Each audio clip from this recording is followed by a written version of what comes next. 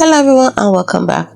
In this video, I'm going to walk you through how to edit notifications on Viber. Now let's say you get the notifications because you see the Viber app automatically turns on all notifications.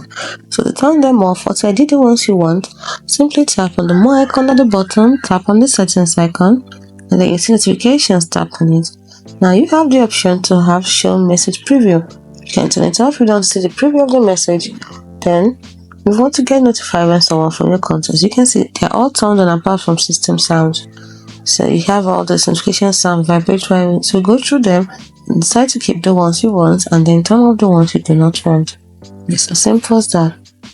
Hope you found this video helpful. If you did, do not forget to like and subscribe to this channel for more. Thanks for watching.